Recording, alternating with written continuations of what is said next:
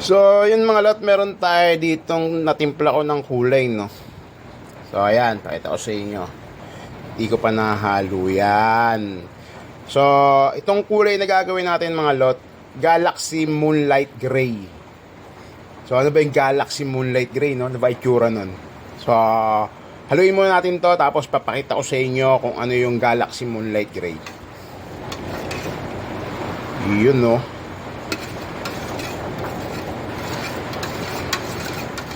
Galaxy Moonlight Gray.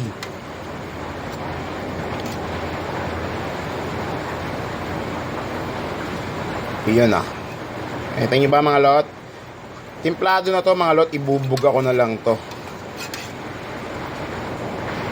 Ayan. Galaxy Moonlight Gray. So, buga na natin to mga lot para makita na natin yung kalalabasan ng Galaxy Moonlight Gray. Ayan oh.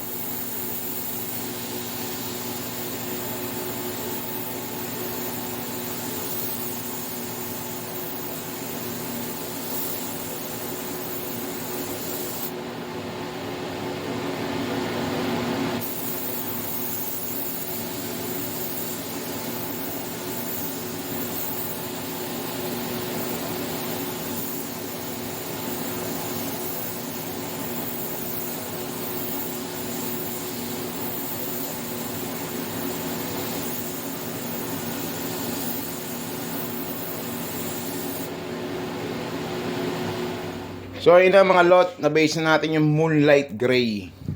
Ayan. Ngayon, wala yung Galaxy, di ba? Paano ngayon magiging Galaxy Moonlight Gray ito, mga lot? No? So, ita-top coat natin ngayon yan, mga lot, tapos papakita ko sa inyo yung gagamitin nating Galaxy dyan. So mga lot, ito yung top coat natin. So nilagyan na natin to ng pigment. So ayun yung magiging Galaxy dun sa Moonlight Gray.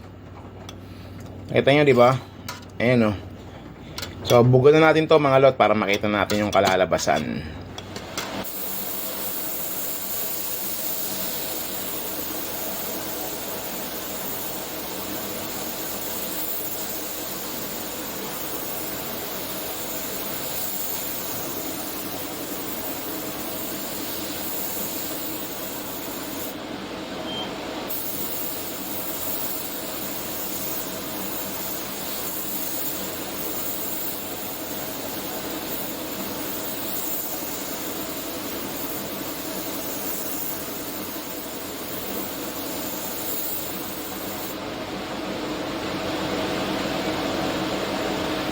So yung mga lot, tatapos na natin yung Galaxy Moonlight Gray.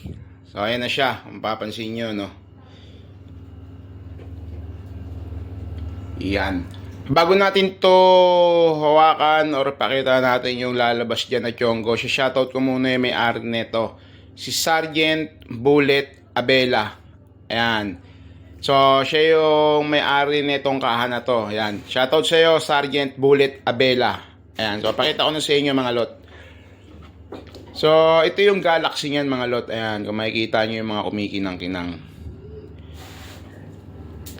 Ayan. Galaxy Moonlight Gray. So, ayan yung pagka-gray niya. Para siyang nag-iitim. Ayan. Tapos, tingnan natin yung lalabas yung Chongo. Ayun na yung Chongo. Laki na yung tiyan. Hold up. Dila puta.